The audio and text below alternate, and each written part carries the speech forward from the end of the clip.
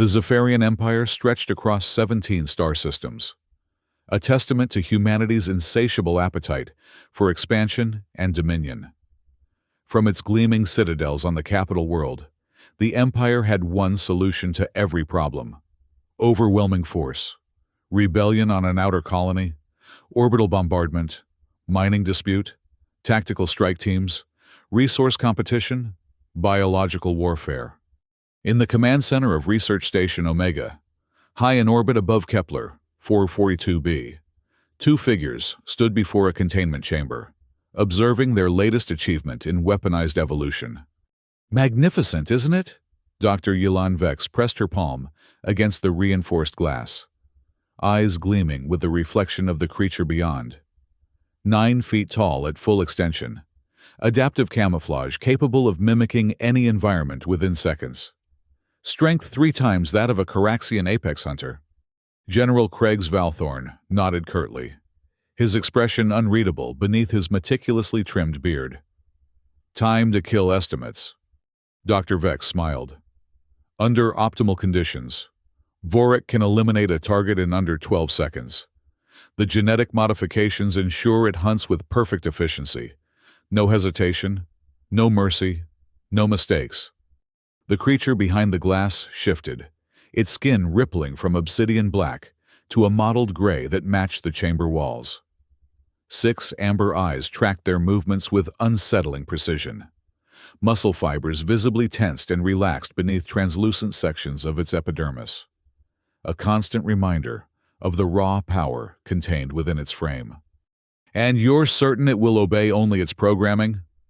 Valthorn's voice carried the weight of experience, of weapons that had turned on their masters. Dr. Vex's smile tightened. "General, I've dedicated 15 years to the Nemesis project. Vorak represents the culmination of that work. Its neural pathways are designed with singular purpose. It lives to hunt. It exists to kill." She turned from the glass, facing Valthorn directly. "It cannot disobey its nature any more than you can stop breathing." Valthorn's communicator chimed, interrupting whatever response he might have offered. "Status report," he barked after activating the device. "Sir." Commander Zath Korvik's voice filled the room, crisp and formal. "Intelligence confirms the target still refuses relocation. The settlement remains in the designated resource extraction zone." Valthorn's jaw tightened. 17 notices. 17 opportunities to comply with Imperial directives." He glanced at the containment chamber. "Prepare Vorik for deployment. I want this situation resolved within 48 hours." "The forest ecosystem is delicate," Dr. Vex interjected. "That's why we're not using orbital strikes or conventional forces. Vorik will eliminate the target without collateral environmental damage." "I don't care about trees, Doctor. I care about resources and compliance. If one stubborn colonist thinks he can defy Imperial will, others will follow." Valthorn turned to leave, then paused. "This Jasper Thorn, what do we know about him?" Commander Korvik consulted his datapad. "Male, 42 standard years. Former Imperial citizen who renounced his citizenship 5 years ago. Lives alone in a modified habitat near the eastern forest ridge. Cultivates a garden. Maintains some machinery. No known associates on planet." "Sounds like a nobody," Valthorn muttered. "Make it clean, Doctor. I want this forgotten by next week." As the general departed, Dr. Vex turned back to the containment chamber. Vorak had pressed closer to the glass, its form now a perfect mirror of her own silhouette. "Soon," she whispered. "Soon you'll have your purpose." The creature's response was a subtle ripple across its skin, anticipation made visible. The deployment vessel descended through Kepler 442b's atmosphere at dawn, its stealth systems rendering it virtually undetectable to anything short of military-grade scanners. It touched down 3 kilometers from the edge of the eastern forest, hatches opening with a soft, hydraulic hiss. Vorak emerged cautiously, its body initially crystalline and reflective in the morning light, before shifting to match the golden brown of the tall grasses surrounding the landing site. The creature paused, sampling the air with sensory organs that protruded briefly from its neck before retracting beneath protective plates. Deployment successful, the pilot reported via secure channel. Subject is acclimating to the environment. In the orbital command center, Dr. Vex and General Valthorn watched the live feed with intense focus. Holographic displays surrounded them, monitoring Vorak's vital signs and neural activity.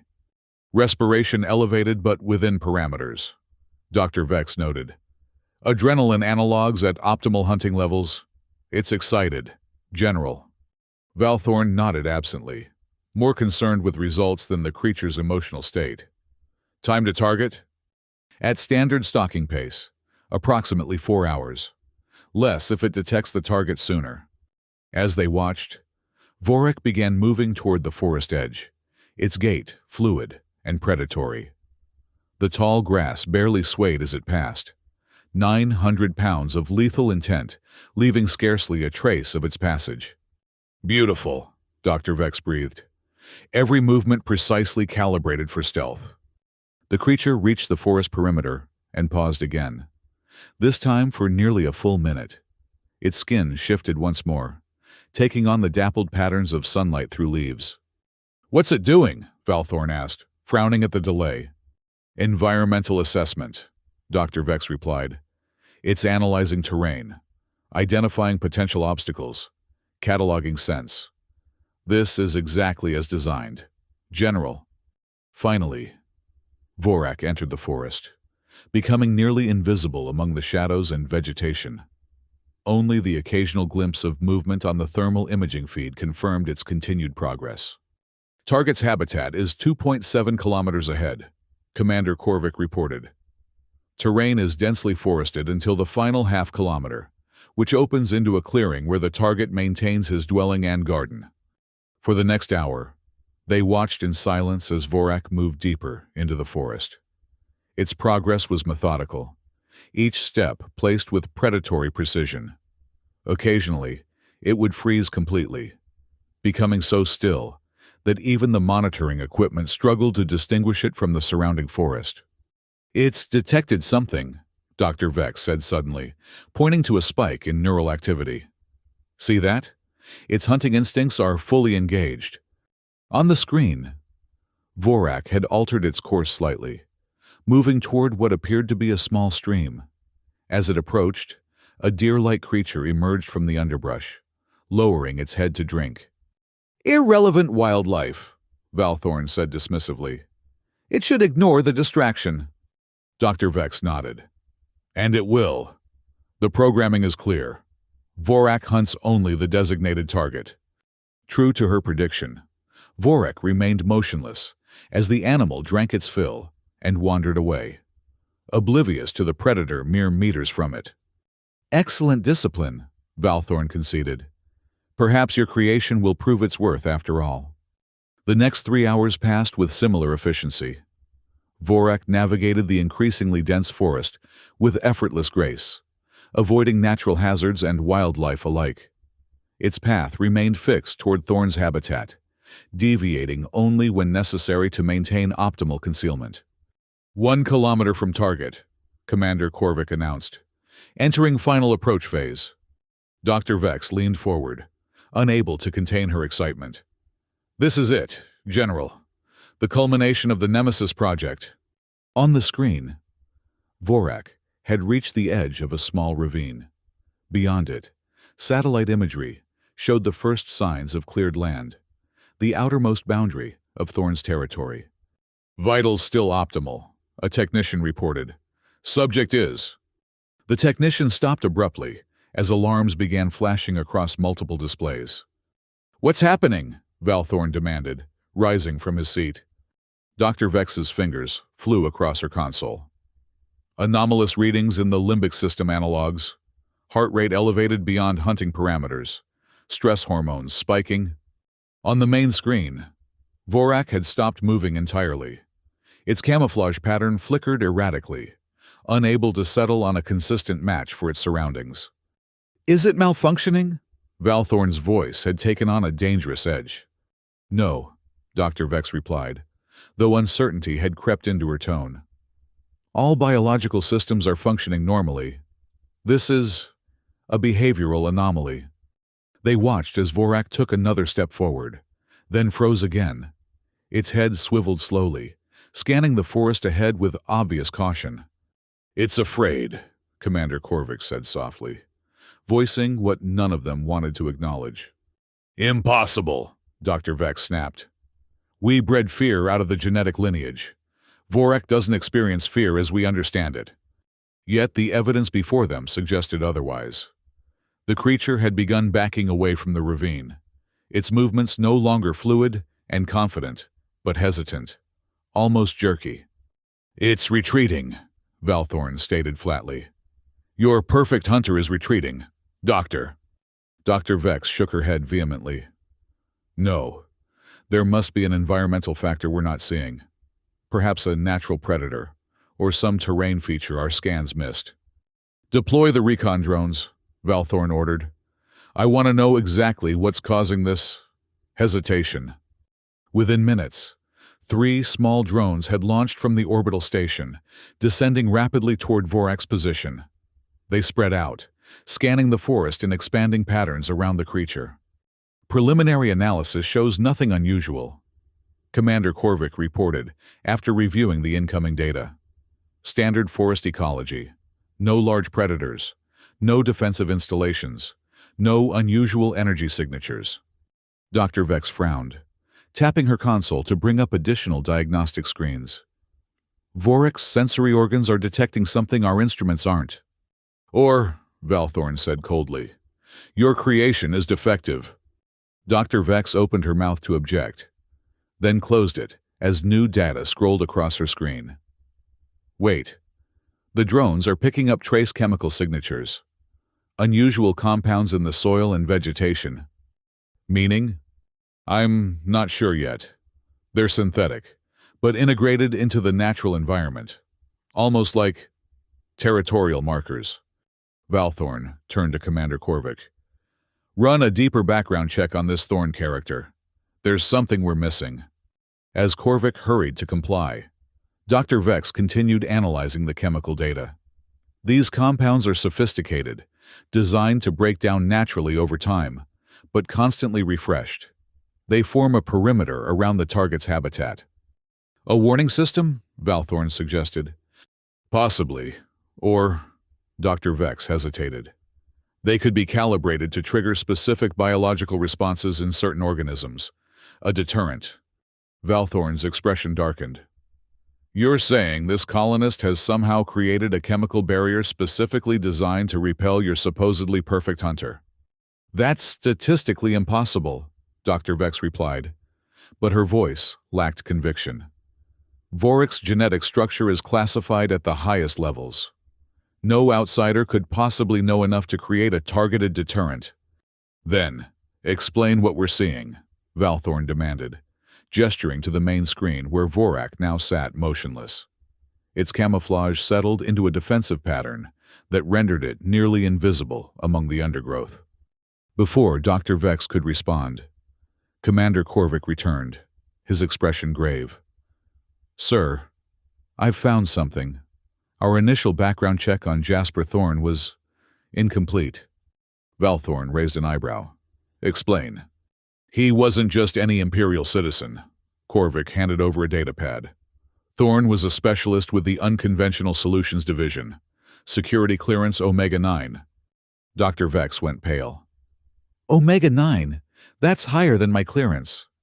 Valthorn scanned the file, his expression growing increasingly grim. "Biosecurity expert. Chemical warfare countermeasures. Non-traditional threat neutralization." He looked up, meeting Dr. Vex's shocked gaze. "He designed defenses against weapons like Vorak." "That's impossible," Dr. Vex insisted. "Vorak is unique. A prototype."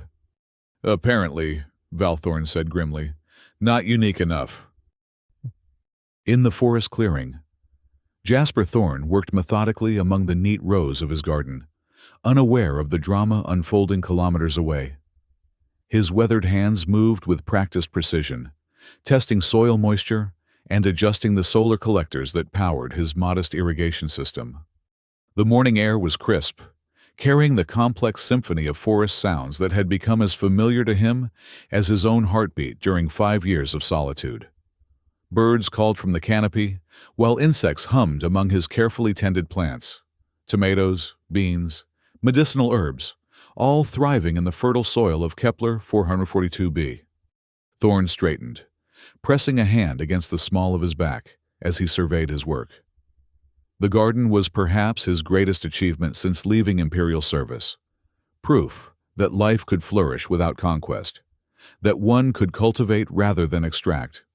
His cabin stood at the edge of the clearing, a simple structure built from local timber and salvaged materials. Solar panels gleamed on the sloped roof, and a small workshop adjoined the main building, housing the various projects that occupied his time when not tending to his plants. A soft chime from his wrist communicator interrupted his contemplation. Thorne glanced at the device, noting the flashing amber indicator with mild interest. The perimeter sensors had detected something, not unusual in itself, as wildlife frequently triggered the system. But this particular alert pattern was one he had not seen before. Moving unhurriedly, Thorne entered his workshop and activated the main console. The holographic display flickered to life, showing a topographic map of the surrounding forest with a pulsing dot marking the anomaly. "Interesting," he murmured, expanding the section of the map.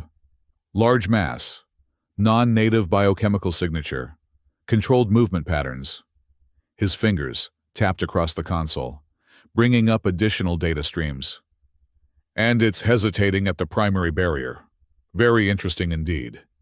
He accessed the chemical analysis subroutine, reviewing the composition of his defensive perimeter. The system had been designed years ago, during his final project with the Unconventional Solutions Division, a biotechnical deterrent against weaponized predators. He had deployed it around his homestead, more out of habit than any expectation of its necessity. Yet now something was testing its effectiveness. Thorne considered his options. The Empire had finally tired of his refusals.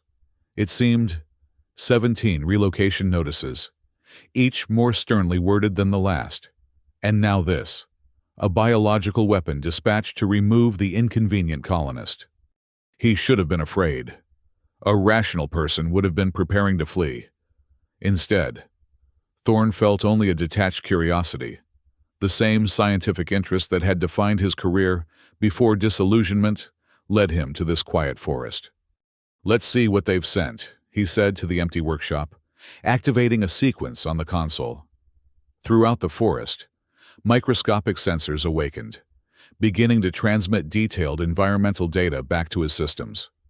The creature was magnificent. Thorne had to admit that much. Its genetic structure, glimpsed imperfectly through his limited scanning equipment, suggested a masterwork of bioengineering, adaptive camouflage, enhanced strength, predatory instincts honed to perfection.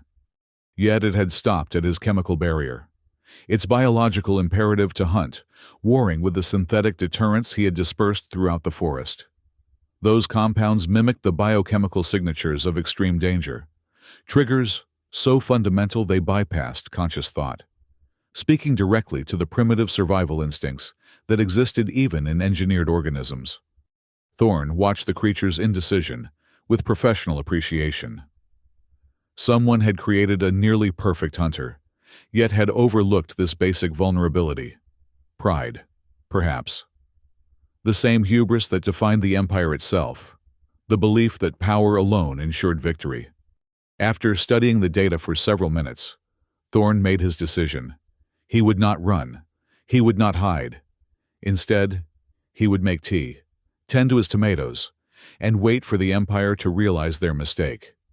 Whatever happened after that would happen. Duh. "Sir, Vorak hasn't moved in 43 minutes. Commander Korvik's report hung in the air of the command center, where tension had been building with each passing moment of inaction. General Valthorn paced before the main display, hands clasped behind his back, jaw clenched tight enough to strain the muscles in his neck. Dr. Vex, explain to me why the most lethal hunter ever created is sitting in the forest, like a frightened child. Dr. Vex hadn't looked away from her console since the anomaly began. Her fingers continued to fly across the interface, desperately searching for some explanation that wouldn't represent complete failure. "The chemical compounds in Thorn's perimeter are sophisticated," she finally said. "They appear to mimic the biochemical signatures of extreme environmental hazards. Essentially, they're triggering Vorak's most basic survival instincts." "Override them," Valthorn demanded. "It's not that simple." Dr. Vex looked up, fatigue evident in her eyes. "These instincts are hardwired into the base genetic structure. They're what keep Vorak alive in hostile environments. We can't just turn them off without compromising the entire organism." Valthorn slammed a fist against the nearest console. "So your perfect weapon has a perfect flaw." "We couldn't have anticipated this specific countermeasure," Dr. Vex protested. "The statistical probability of encountering someone with both the knowledge and resources to implement such a defense is infinitesimal." "Yet here we are," Valthorn replied coldly. 17 star systems. Doctor. 17 star systems where the Zephyrian Empire's will is absolute law. And we cannot remove one man from one forest on one backwater planet. A junior officer approached cautiously, waiting for acknowledgement before speaking.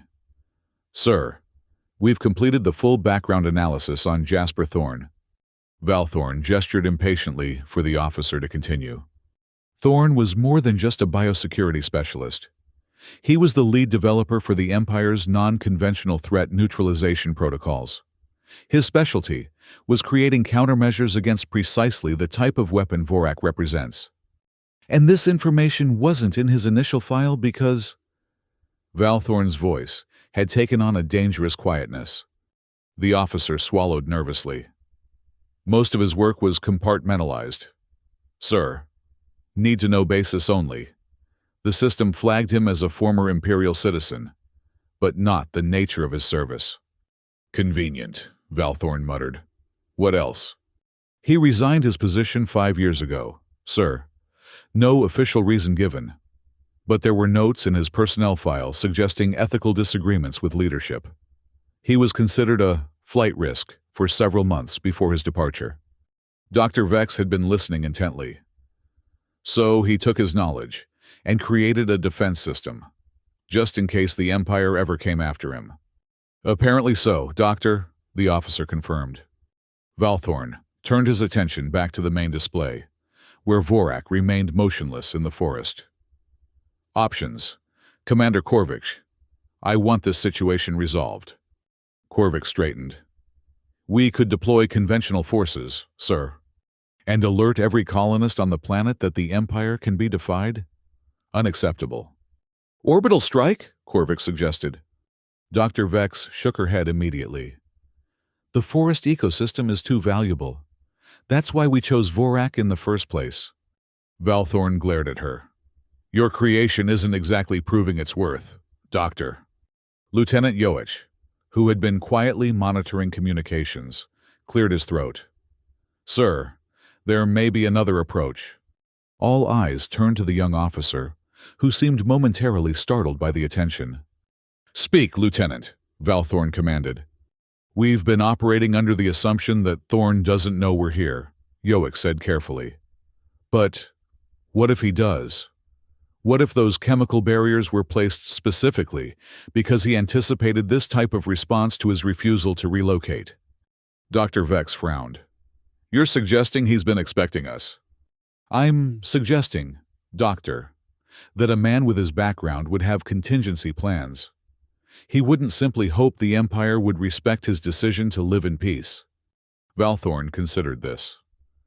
"So what are you proposing, Lieutenant?" "Communication, sir. Direct engagement." A bark of laughter escaped Valthorn. "You want to talk to him, after sending an apex predator to his doorstep?" "Actually, sir," Yoich continued, undeterred, "I think he's already talking to us. Those chemical barriers aren't just defensive.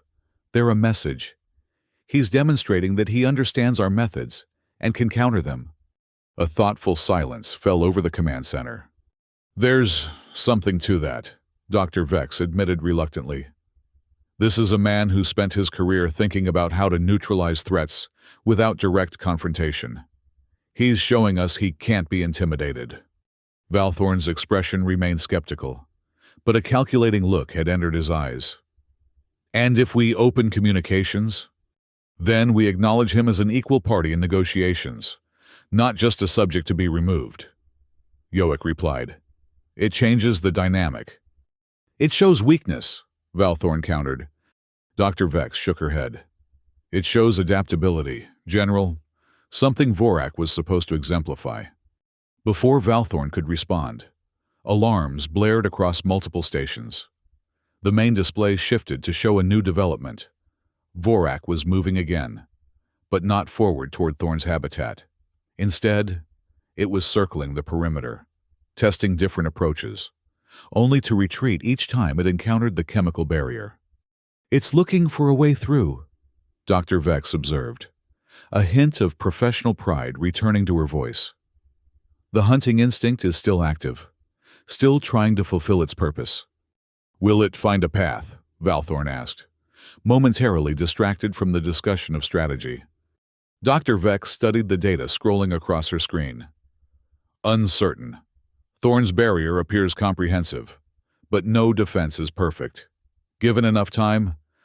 Time we don't have, Valthorn cut in. This operation was supposed to be quick and discreet. The longer Vorak remains deployed, the greater the risk of detection by other colonists. Lieutenant Yoick spoke up again. Sir, new development. Thermal imaging shows movement from Thorn's habitat. All attention shifted back to the main display, where a human figure could be seen emerging from the cabin into the clearing. What is he doing? Valthorn demanded. They watched as Thorn moved calmly through his garden, apparently checking plants and adjusting equipment. His movements were unhurried, methodical, a man attending to routine tasks without concern for the deadly predator lurking kilometers away. He knows, Dr. Vex said softly. Somehow. He knows Vorak is there, and he's demonstrating his lack of fear. Valthorn's eyes narrowed. Or he's completely unaware and going about his day. Not everything is a calculated message. Doctor. With respect, sir, Lieutenant Yoick interjected. Given his background, I believe Dr. Vex is correct. The timing is too perfect. He's showing us he's in control of the situation. Valthorn's communicator chimed with a priority alert. He activated it with a sharp tap. Valthorn here. General, came the voice of the orbital station's security chief. We've detected an unauthorized scan of our systems. Someone is attempting to access our secure channels. Valthorn's expression darkened further. Source. Triangulating now, sir, but preliminary analysis suggests it's coming from the target area on the planet's surface. A heavy silence fell over the command center, broken only when Dr. Vex let out a soft, incredulous laugh. He's hacking us, she said, shaking her head in disbelief. While gardening, he's attempting to hack an Imperial military command system. Valthorn's face had flushed deep red. Lock down all systems. Full security protocols. No one communicates without my direct authorization. Sir, the security chief responded. The intrusion is unusual. It doesn't appear to be attempting to access classified data or control systems. It's more like it's leaving something for us to find. Explain, Valthorn snapped. There's a message embedded in the intrusion pattern. Text only. A pause. It reads, 18 notices seems excessive. Perhaps we should talk. The command center erupted in controlled chaos as officers scrambled to respond to this unprecedented development. Amid the commotion, Dr. Vex caught Valthorn's eye. It would appear, General, that Lieutenant Yoick's assessment was correct. Thorn is indeed communicating with us. Valthorn's jaw worked silently for a moment before he responded. Prepare a secure channel. Direct communication only. No automated systems. No AI interfaces. I want to speak with this man myself. Jasper Thorne sat at his workshop console, a steaming mug of tea at his elbow, watching with mild amusement as the Imperial system scrambled to respond to his probe. He hadn't actually expected them to detect the intrusion so quickly, a pleasant surprise that suggested their security protocols had improved since his departure from service. The console chimed, indicating an incoming communication request. Encrypted, direct channel, highest security classification. Thorne took a sip of his tea before accepting the connection. The holographic display flickered, resolving into the stern visage of a military officer. Not just any officer, Thorne noted with interest, but a general, the insignia clearly visible on his immaculate uniform. Jasper Thorne, the man stated, voice clipped and formal. I am General Craigs Valthorne, Imperial Strategic Command. Thorne nodded pleasantly. Good morning, General. Or is it afternoon where you are? Orbital stations always did play havoc with my circadian rhythms. Valthorne's expression remained rigid. You have repeatedly ignored official relocation notices issued by the Zephyrian Empire. 17 of them, Thorne agreed. Though I did respond to each one. Perhaps my messages were lost in transmission. Your responses were received and deemed insufficient. Thorne took another sip of tea. Well, bureaucracy was never my strong suit. Too many forms, too little substance. Valthorne leaned slightly closer to the camera. Mr. Thorne, your presence in the eastern forest region of Kepler 442b is impeding an Imperial resource extraction initiative of significant strategic importance. Yes, I gathered as much from notice number 12. Thorne replied. Something about rare minerals and economic imperatives, though notices 13 through 17 seem to focus more on my obstruction of imperial will and seditious independence. A bit dramatic, I thought. Valthorne's jaw tightened visibly. This situation can be resolved peacefully. The Empire is prepared to offer generous compensation for your relocation to another sector. I'm quite comfortable where I am, thank you. Thorne said mildly. My garden is just beginning to reach optimal production. The soil acidity took years to balance properly. Your comfort is not the Empire's primary concern. Thorne set down his mug, expression growing more serious. No, I suppose it wouldn't be. Just as the ecological stability of this forest wasn't a concern when you sent a genetic monstrosity to eliminate me, rather than risk damage to the precious resources beneath the soil. Valthorne's momentary silence confirmed Thorne's assessment. An interesting creation, by the way, Thorne continued. Adaptive camouflage, enhanced predatory capabilities, remarkable efficiency of movement. Whoever designed it deserves recognition. There are, however, certain fundamental flaws in the concept. We are aware of your countermeasures, Valthorne said stiffly. Thorne smiled slightly.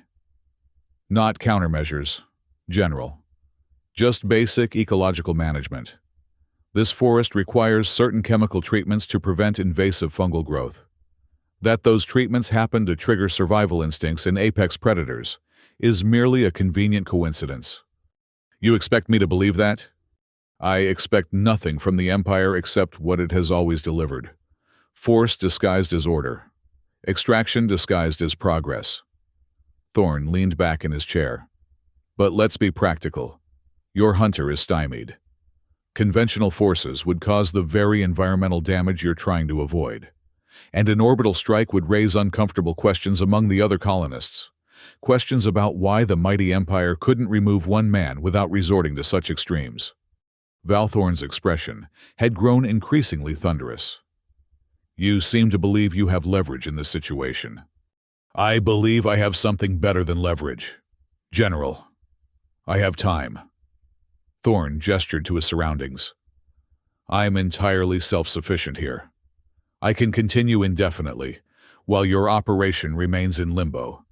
consuming resources, requiring explanations to superiors. A new figure appeared at the edge of the holographic display, a woman in a laboratory coat, her hair pulled back in a severe style.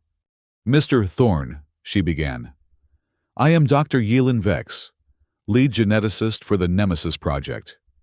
Your chemical barrier is indeed impressive, but ultimately temporary. The compounds will degrade. Our hunter will adapt. This delay is just that, a delay." Thorne studied her with newfound interest. "Dr. Vex, a pleasure. Your work on cross-species genetic transplantation was groundbreaking, if ethically questionable. I followed your early publications before they disappeared behind imperial classification." Dr. Vex seemed momentarily taken aback by the recognition. "As for adaptation," Thorne continued, "you misunderstand the nature of my barrier. It isn't static. The chemical signatures shift constantly, maintained by automated systems throughout the forest. Your hunter would need to evolve with impossible speed to overcome them all." "No defense is perfect," Dr. Vex countered. "True," Thorne acknowledged. "Just as no weapon is perfect.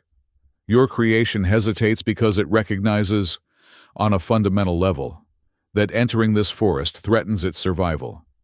You programmed it too well, Doctor.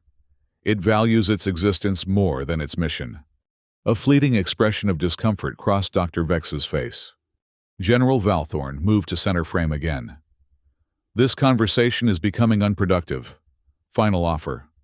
Thorne, accept relocation with triple the standard compensation package, or face the consequences of continued defiance." Thorne sighed. "Always the same with the Empire. When reason fails, escalate the threats." He picked up his mug, found it empty, and set it down again. "Let me counter with an alternative. Withdraw your hunter. Acknowledge my right to remain on my legally claimed homestead. And I'll share my research on non-destructive mineral extraction methods that would allow you to access 90% of the resources beneath this forest without disturbing the surface ecosystem." "What research?" Dr. Vex asked sharply, before Valthorn could respond. "My final project before leaving Imperial service," Thorne explained. "Deep layer selective extraction using modified fungal networks. The Empire deemed it inefficient compared to traditional mining, but it would solve your current dilemma quite effectively." Valthorn and Dr. Vex exchanged a look that Thorne couldn't quite interpret.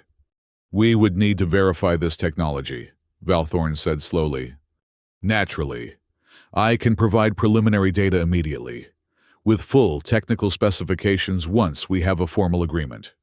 Another silent exchange between the Imperial officials. "This requires consultation with higher authorities," Valthorn finally stated. "We will contact you again within 24 hours. The connection terminated abruptly, leaving Thorne alone in his workshop. He leaned back, considering the conversation and its implications. They wouldn't agree immediately. Imperial pride wouldn't allow it. But they would agree eventually. The alternative was too costly, too visible a failure. Thorne stood, stretching muscles stiff from sitting too long at the console. He had neglected his garden during this unexpected confrontation. The tomatoes, at least, wouldn't care about imperial politics or weaponized predators. As he stepped outside, his gaze drifted toward the forest edge where, kilometers away, a perfect hunter crouched in confused indecision. A twinge of sympathy surprised him. The creature was merely a tool, following its programming as surely as imperial officers followed their orders. Perhaps, Thorne mused, as he knelt beside a row of thriving plants, there might be a place for such a creature in a natural ecosystem, once freed from its deadly purpose. Something to consider, once the Empire admitted defeat. In the orbital command center, chaos had given way to tense silence following the termination of the communication with Thorne.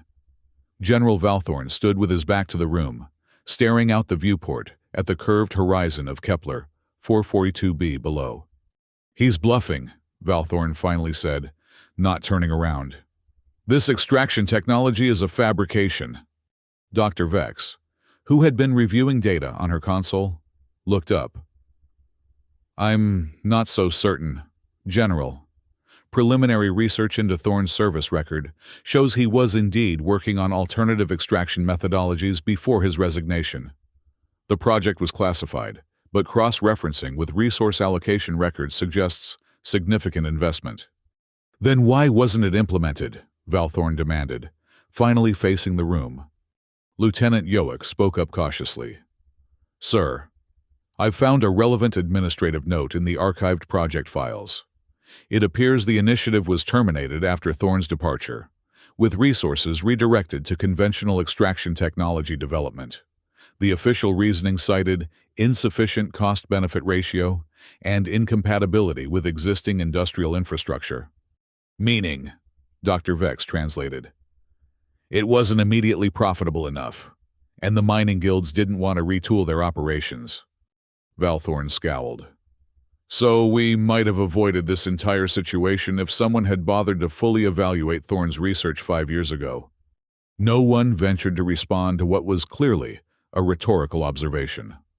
Status of Vorak? Val Thorne asked after a moment. Commander Korvik consulted his display. Still patrolling the perimeter of the chemical barrier. Sir, behavior patterns suggest increasing frustration. Dr. Vex has recommended withdrawal before stress hormones reach critical levels. All eyes turned to Dr. Vex, who nodded confirmation. Prolonged exposure to the chemical deterrents could cause permanent neurological changes. If we hope to utilize Vorak in future operations, retrieval is advisable. Val Thorne paced the length of the command center, considering their options.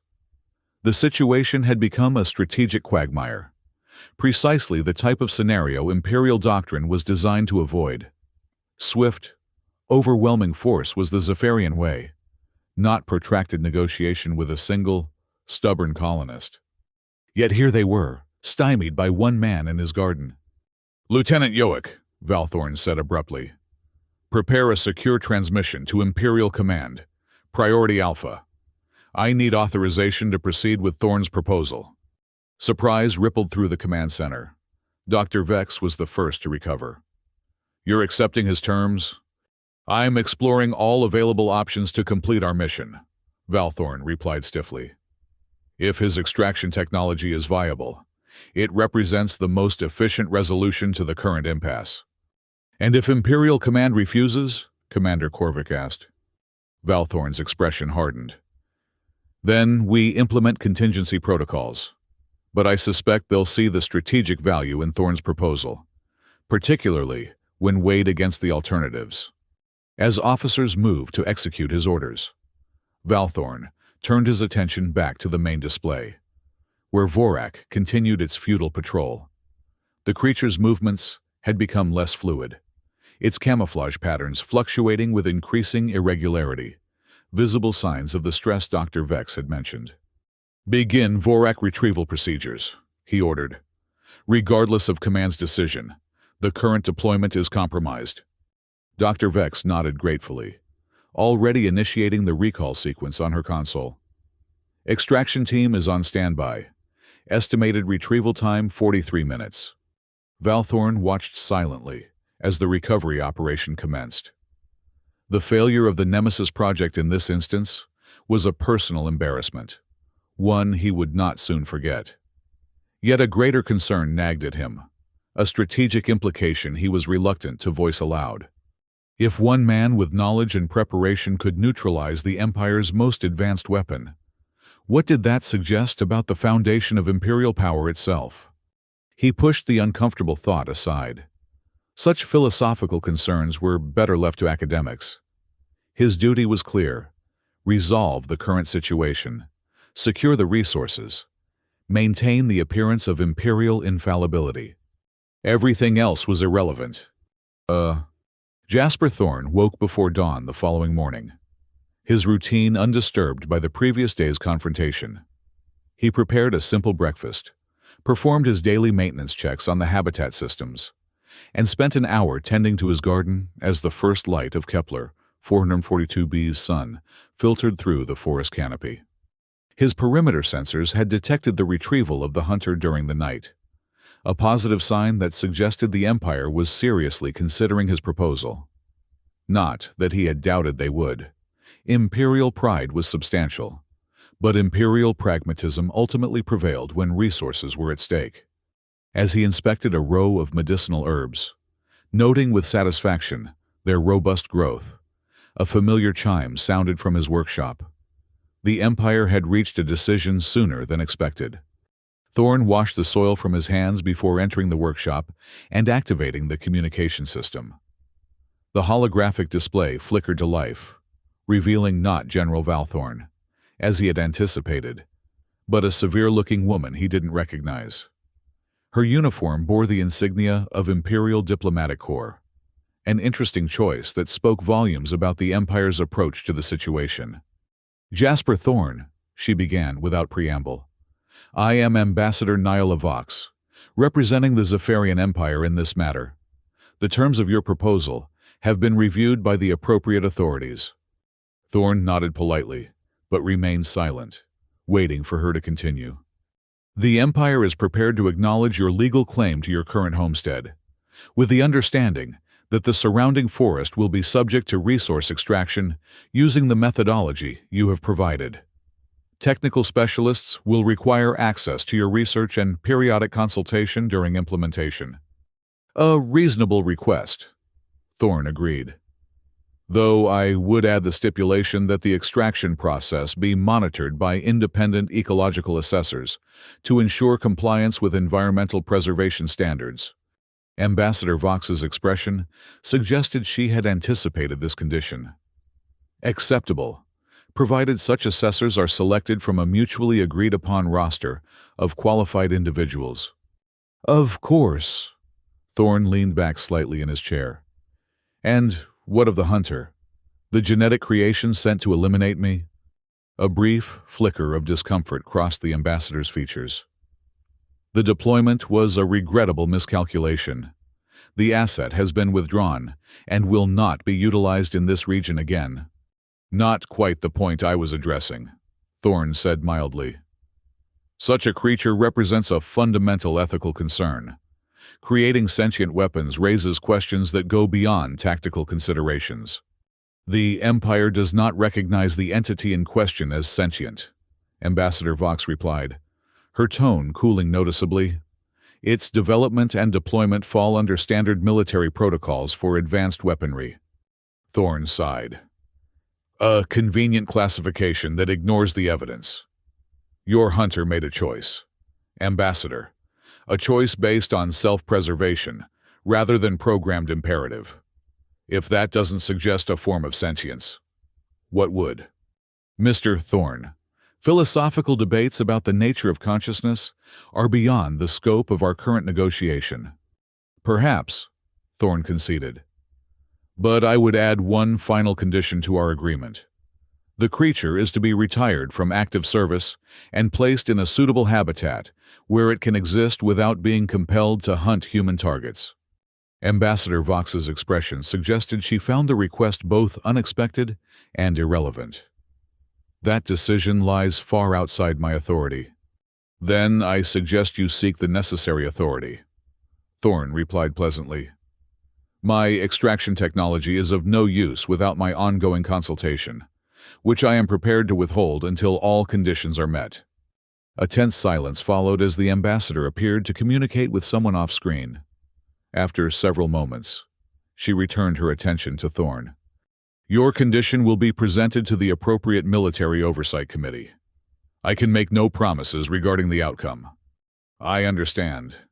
Bureaucracy moves at its own pace." Thorn smiled slightly. "I've lived alone in this forest for 5 years. Ambassador, I can certainly wait a bit longer for a decision." Ambassador Vox's lips thinned perceptibly.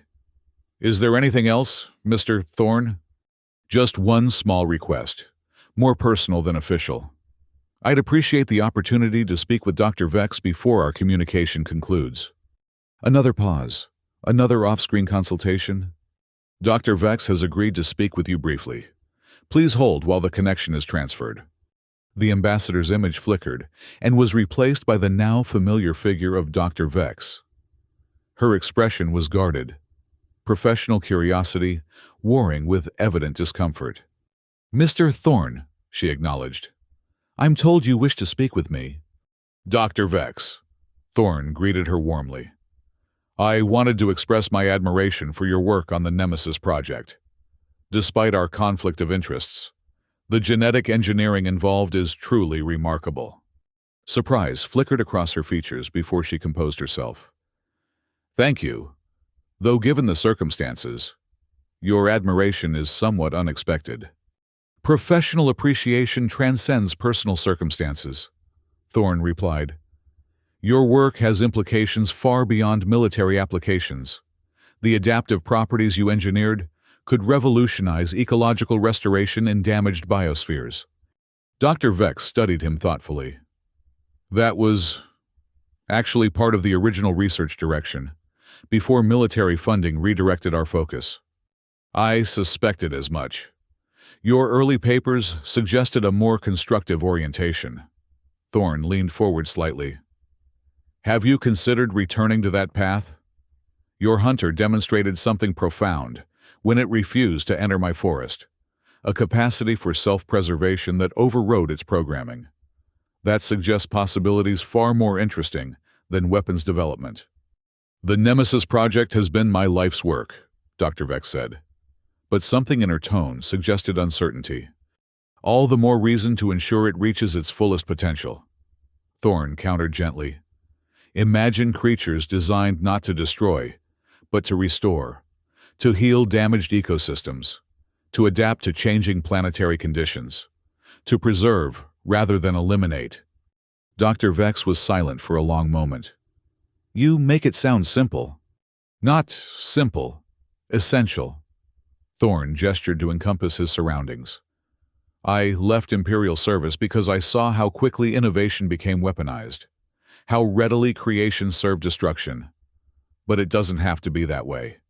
"The Empire's priorities are clear," Dr. Vex said, though her words lacked conviction. "Priorities can change, resources directed toward life rather than death. Imagine the legacy that would leave." Dr. Vex's expression had grown thoughtful, the professional mask slipping to reveal genuine consideration. "An interesting perspective, Mr. Thorne." "Just something to consider," Thorne replied with a small smile. "Now, I believe I've taken enough of your time. Please give my regards to General Valthorn." The connection terminated, leaving Thorne alone once more in his workshop. He remained seated for several minutes, reflecting on the conversation and its potential implications. The Empire would comply with his conditions, not out of moral conviction but practical necessity. The extraction technology was too valuable to ignore over a single creature's fate. As for Dr. Vex, Thorne had recognized something in her during their first conversation, a flicker of doubt, a momentary recognition that her creation's refusal to complete its mission signified something profound. Whether that recognition would blossom into genuine reconsideration of her work remained to be seen. But he had planted the seed. Sometimes that was enough. Thorne rose and returned to his garden, kneeling among the thriving plants with a sense of quiet satisfaction. The confrontation was resolving better than he had dared hope. The forest would remain largely intact. His home was secure. And perhaps, just perhaps, a weapon created for death might find a different purpose. Not a bad outcome for a retired problem solver and his vegetable patch. 3 months later, Jasper Thorne stood at the edge of his garden, watching as Imperial technicians calibrated sampling equipment near the forest perimeter. The extraction project had begun in earnest 2 weeks earlier, after extensive testing of his fungal network methodology. Thus far, the process was proceeding exactly as he had designed. Minimal surface disruption. No heavy machinery. The forest ecosystem continuing undisturbed, while precious minerals were gradually drawn to collection nodes deep beneath the soil. The Empire had kept its word. Somewhat to Thorne's surprise, his homestead remained inviolate, the extraction teams maintaining a respectful distance from his property. Independent ecological assessors monitored the process daily, reporting directly to both imperial oversight committees and colonial governance structures. Even more surprising had been the Empire's compliance with his final condition. 2 days earlier, he had received confirmation that the hunter, Vorak, he had learned it was called, had been transferred to a secure biological preserve on Caraxia, where it would live out its days in a suitable habitat, free from deployment as a weapon. A small victory, perhaps, in the grand scheme of imperial politics, but one that satisfied Thorne nonetheless. "Mr. Thorne?" A technician approached, datapad in hand. "We've completed today's calibration sequence. The network is functioning at 97% efficiency, well above projected parameters." "Excellent," Thorne replied. "Any signs of mycorrhizal stress in the outer perimeter?" "None detected. The fungal adaptation rate is maintaining pace with mineral extraction." Thorne nodded, genuinely pleased. The technology was working exactly as he had envisioned years ago, before short-sighted priorities had shelved the project. "Carry on, then.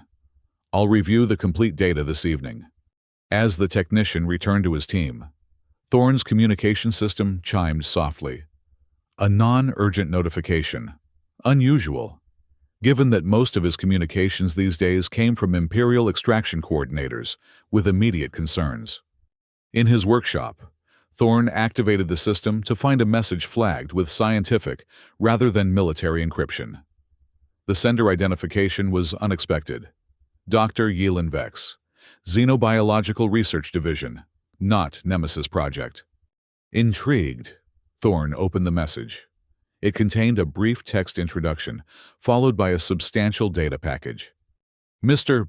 Thorne, your suggestion regarding alternative applications for adaptive genetic engineering prompted further investigation. Attached, please find preliminary research on ecosystem restoration variants derived from the original Nemesis genome. Imperial Science Directorate has approved a 5-year research initiative focused on biosphere rehabilitation technologies. Your insights would be valued, should you wish to contribute, Dr. Vex." Thorne found himself smiling as he began reviewing the attached data. The research was impressive.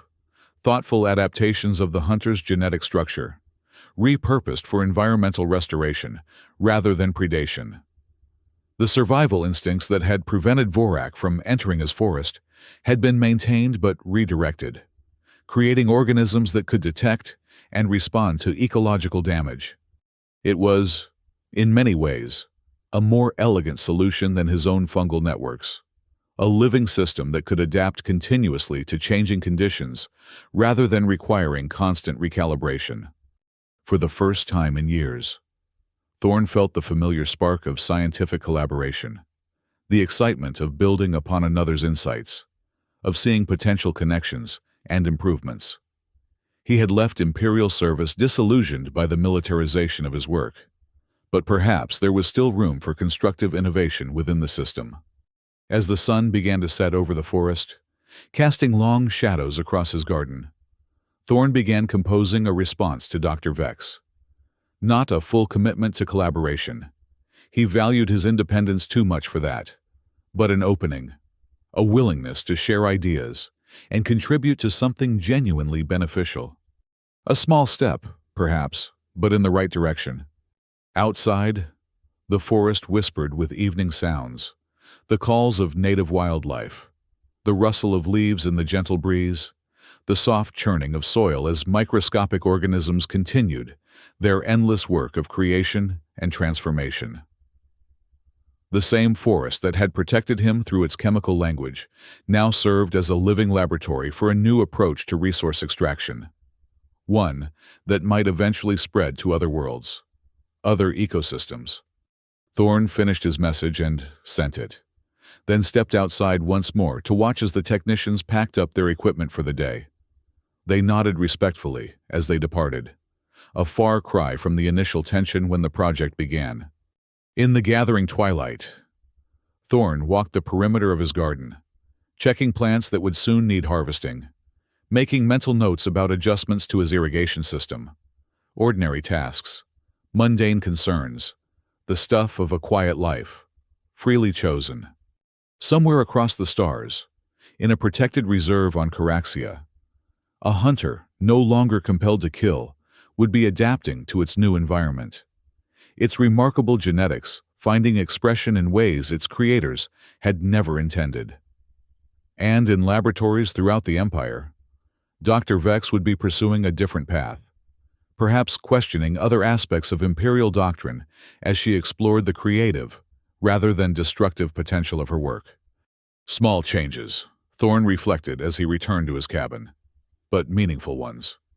He had stood his ground, not with weapons or violence, but with knowledge and preparation. He had faced the Empire's most lethal creation and watched it retreat. Most importantly, he had offered an alternative, a way forward that served both Imperial interests and his own principles. Not of victory, precisely. More of a mutual recognition that some problems required solutions beyond force, that even the mightiest empire occasionally needed to reconsider its approach. As night fell completely, Thorn sat on his porch, listening to the symphony of the forest. Tomorrow would bring new challenges, new adjustments to his extraction technology, new growth in his garden. Life would continue, largely unchanged, yet subtly different. And that, he decided, was enough.